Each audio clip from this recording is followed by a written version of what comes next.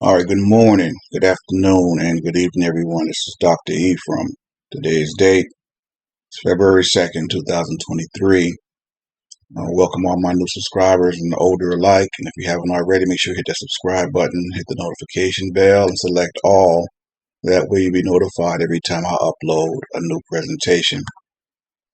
All right, what I want to deal um, with this presentation, and I don't want it to take any turns, but you know how that can go sometimes. But I want to deal with the ancestral breakdowns that you get when you take those DNA tests. Um, Blacks or Negroes and Native Americans. Now, the relationships between the two people has always been complicated, right? But clearly, those two people were marginalized, in this country, and there's no way that the commonalities they shared wouldn't bring them together at some point. Now, some people would have you believe that there wasn't no race mixing going on between Native Americans and Negroes. But that's not true. And again, we have DNA to prove that, right? Um, I think that I gotta kind of touch on this real quick before I continue on. But ironically,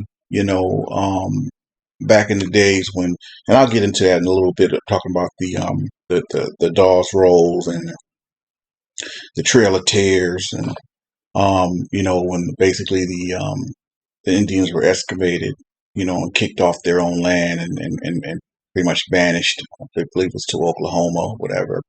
But but in order for some of them to not be AKA, not AKA, but in other words, deported per se, was not known. A lot of Native Americans claimed that they were Negro. They claimed black. And of course, a lot of them either looked black or they had mixed blood, and so they claimed the the black part of their heritage, so they wouldn't be deported. And then fast forward, you have the Cherokees, want to expel and kick out all of its black tribal members. I mean, I just think the irony of that is definitely not lost on me. We'll kind of talk about that as well a little bit. Um, but I guess one of the main things I want to touch on in this lesson is for all of you who are taking these DNA tests and you're getting the results back saying, oh, a percentage of your blood is found here in this nation and that nation, and that, that's not the real focus, right? Now, as it relates to different nationalities of people, and I'm going to use my personal DNA composition again. Like I said, I took a couple of these tests over the year, just so I can raise my hand and say, okay, I've done it, I've done that, this and that, and for continuity's sake, when I'll be able to talk on, speak on these things, and have something to go by, right? Now, out of 100%, you have percentages of that 100, that makes you who you are, right? So that could be um, two, three, or four different nationalities that contributed to your DNA pool or your gene pool or your genetic pool, right?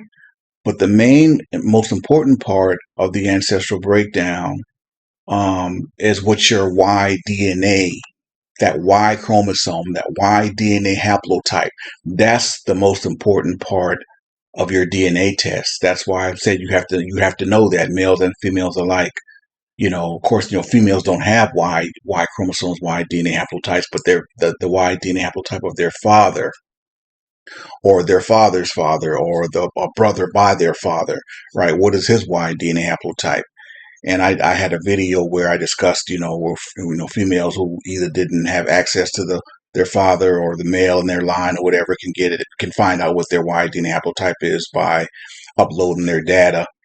And I discussed all that. I think I said the name of the video was "Before You Take a DNA Test."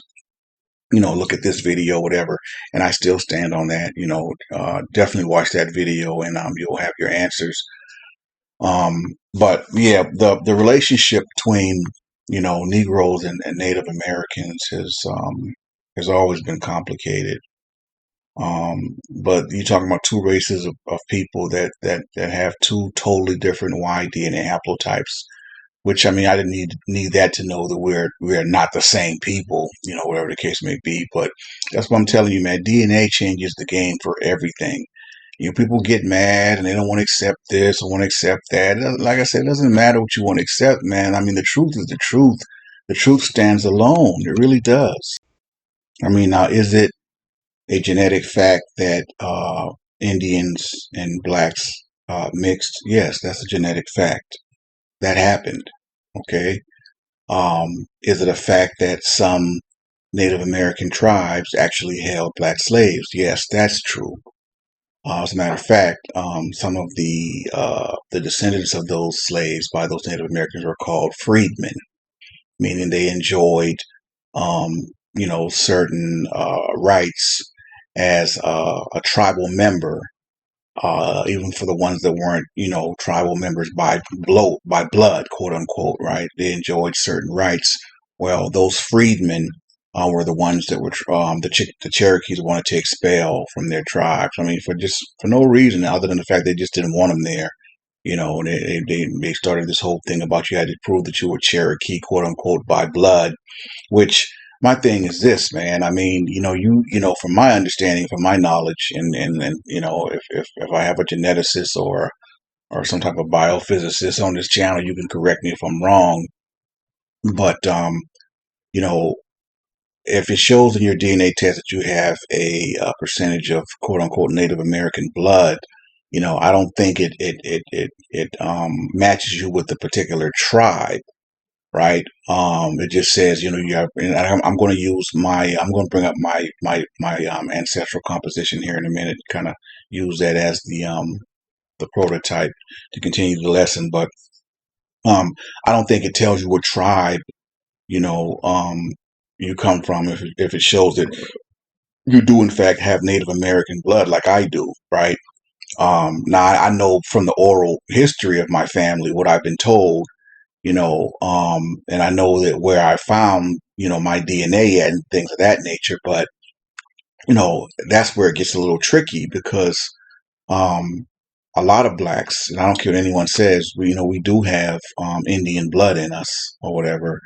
Um, but the ancestral breakdown will also uncover, other nationalities that contributed to your gene pool, right? Like I think, well, let me bring up my composition real quick, and I can speak exactly what I have in me. Hold on. Okay. I'm going to use this as the quote unquote prototype to kind of go by. Now, like I said, in the pie of 100%, right? This is my percentage breakdown in terms of the quote unquote nationality and races of people that make up my ancestral composition, right? Now, as you can see, 78% of my blood or whatever is Nigerian or Yoruba, right? And also that's my Y DNA haplotype is also Nigerian Yoruba, which is the E1B1A7. And of course, we know what the history on that is. Being a Bantu and a lost child of Israel, but we're not really dealing with that right now. I want y'all to understand this ancestral composition, and what to look for and what means and stuff like that. So, and it says 13% Middle Eastern, which I mean, that doesn't move a needle for me either way because I already know that I'm Israel, right? So that Middle Eastern doesn't excite me, or because they have 13% Middle Eastern, I already know that however they determine 13% of my blood is Middle Eastern. I already know that the original most part of my Y DNA haplotype comes from quote unquote Palestine, ancient Judea, and I already dealt with that, right? So I ain't tripping on that.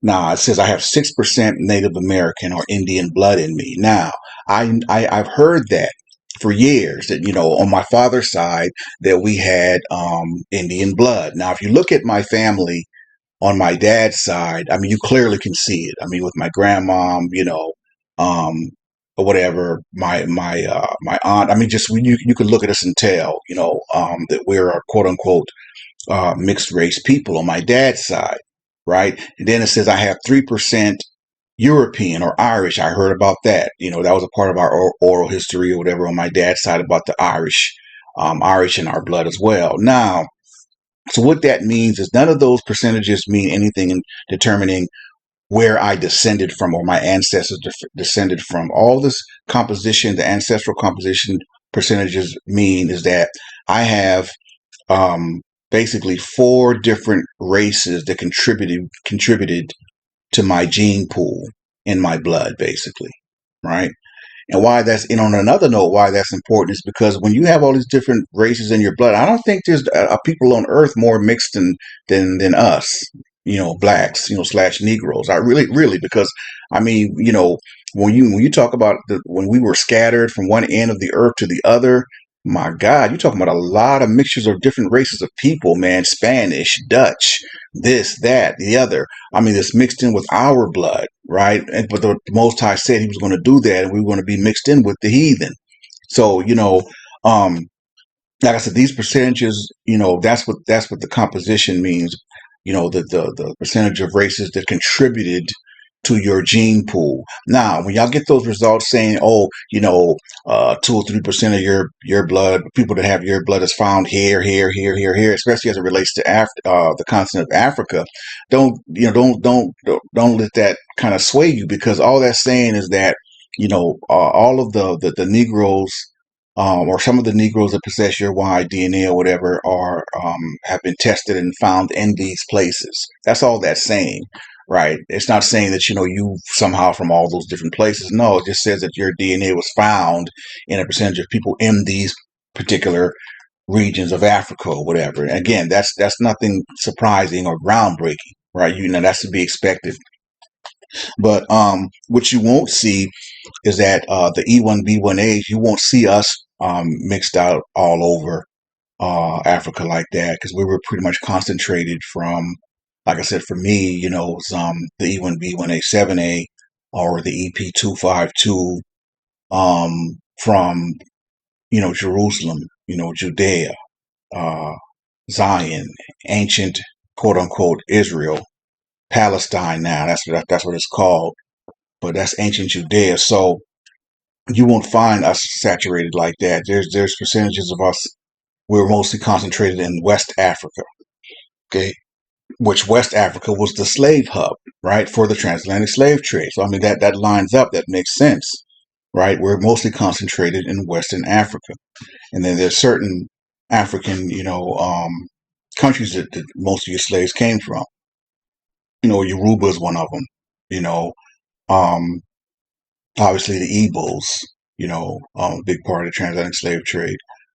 So anyway, I want y'all to understand the um the ancestral when you get these percentage breakdowns, right? Like I said, for me, there are 4 different uh races or nationalities of people that contributed or contributes to my gene pool. Now, what that means is 9 times out of 10 or 10 times out of 10, I believe, actually, to be honest, when your Y DNA haplotype is E1B1A, and you have a percentage of like say Native American, European, all these different percentages of blood inside you or whatever, what that means is that those contributors came from women. All right, that's what that means. Because if your Y DNA haplotype came from a let's just say a white male, or your ancestor was a result of a slave rape, right? You would carry the Y DNA haplotype of that white slave master, or of that person who basically started your bloodline, basically, right? So even as a so-called Negro, right? If you are descended from the results of a slave rape, and you carry that slave master's Y DNA haplotype, I mean, it is what it is. No, you are not Jacob. I mean, because your bloodline comes from someone else. You have, in order to be considered Jacob or an Israelite, your Y DNA haplotype has to be the same, or came from, it's the same as Jacob, right? So even if your mom is, like, your mom could be, um, Israel, and your dad, whatever, Dutch, or whatever race he is, whatever, doesn't change the fact that you are what your father is. But at the same time, I mean, we can't totally discount that your mom is an Israelite, and I think Scripture deals with that. And I'm gonna have to do another lesson on that. But um, in terms of establishing or reckoning your genealogy, though, as a child of Israel, you have to, all Israelites have to reckon their genealogy as a child of Jacob, a seed of Jacob, i.e., came from Jacob's loins. So, like back, for me, with this whole 6% Native American and 3% European or Irish, and even the 13% Middle Eastern, or whatever the heck that means. Though those contributors to my gene pool came from women. And how you know that is because if you're if you're E1B1A, right, you already know that you're a Negro, right? You are a Negro slash Israelite. So if you're E1B1A, but you have a percentage of, like, say, Irish blood or native blood, Indian blood, whatever the case may be, it's safe to assume that the contributors to your gene pool were women as well. Because and you know it because you have the percentage in your blood. I mean, and it's crazy because you look at the people on my dad's side. I mean, and clearly they are a mixed people. They look like, we have more white blood on that side than anything, but we actually don't. And see, and that's where having, the whole two-parent thing comes into play because, on my mom's side, man, oh yeah, man, we black, right? On my mom's side. Um, but on my dad's side, it's like if you look at the people on my dad's side, they look mixed. A lot of them are very light skinned. Like I said, the high cheekbones. A lot of them have the green eyes, blue eyes. All these different things that are associated with European people. And you would think that if you looked at them, that they had more, um, you know, or we had more European blood on that side than we actually do. Now, I'm not sure if what the percentage is on with each individual on my dad's side, but clearly, my dad's peoples look mixed. And at least from my standpoint, 3% shouldn't be that big of a deal.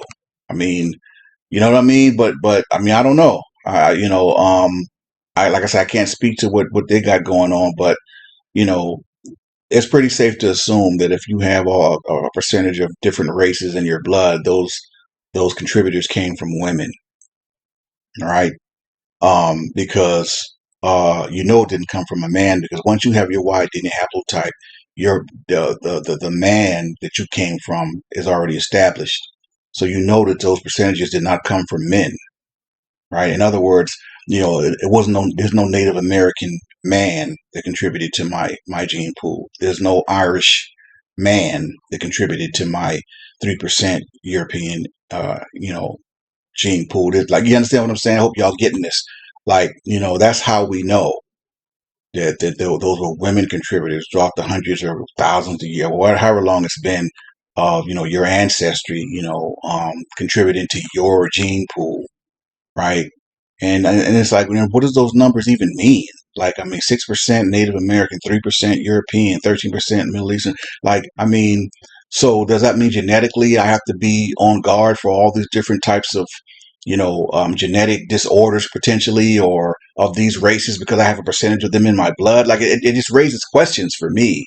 You understand what I'm saying? Because, the original most part of our ancestors, man, were in Northeast Africa or present day Israel. And we just didn't have a lot of these issues that we have. We didn't have a lot of these diseases that we fight and deal with now when we were there. We just didn't. You understand? That's why we had dietary laws and that certain things were unclean to us. And the Most High was very explicit in what we could eat, what we couldn't eat. You understand what I'm saying? All that contributed to, that's why our people lived well past 100 and something years back then, because we had totally different dietary practices and things that we, would consume. And, really, we were basically in heaven on earth, man.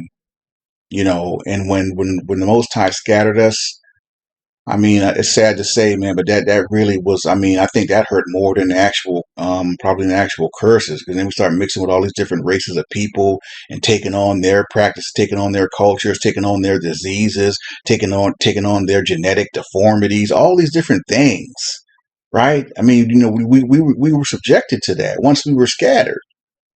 Think about it. When you take the DNA test and they say these percentages here, and I want you to understand, let me be real clear on this now.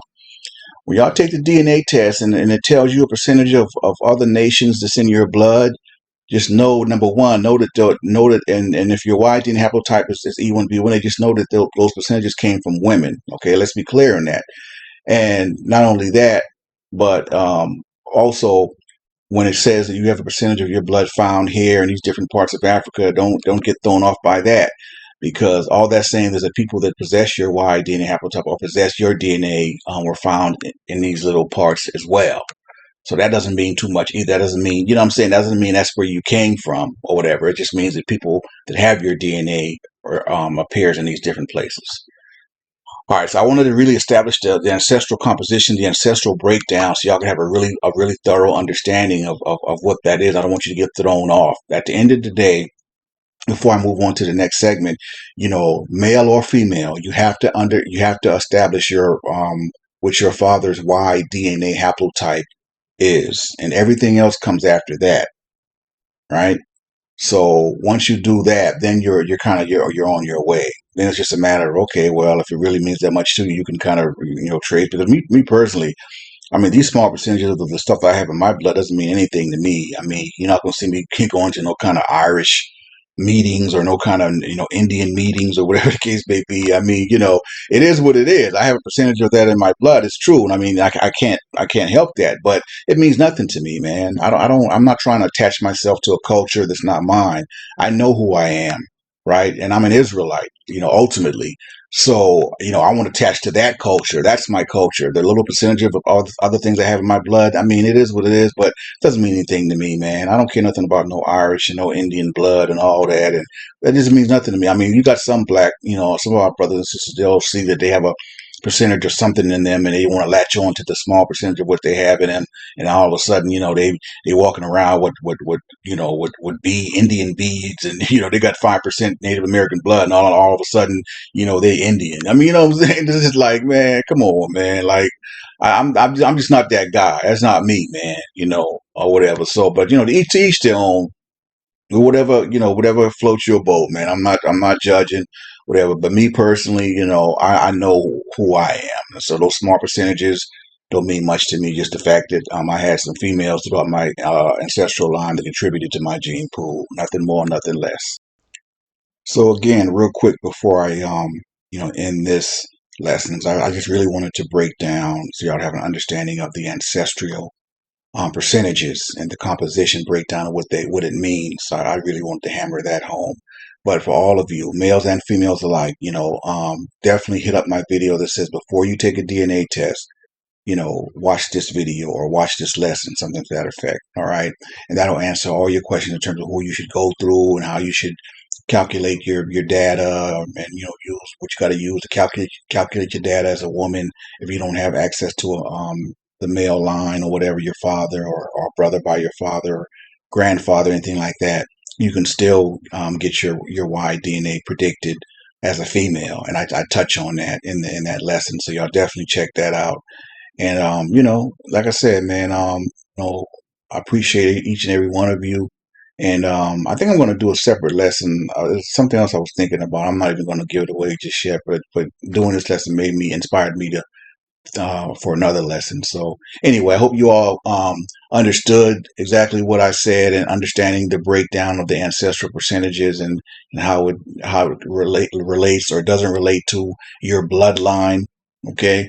And it can be a little confusing, but don't be confused. All it's telling you is that the people that have your DNA are found in these parts of other parts of Africa. That's all that means, man. But in order to find out which bloodline, which nation you descend from, you have to know and establish what your father's Y DNA haplotype is, and everything else. I mean, everything comes after that.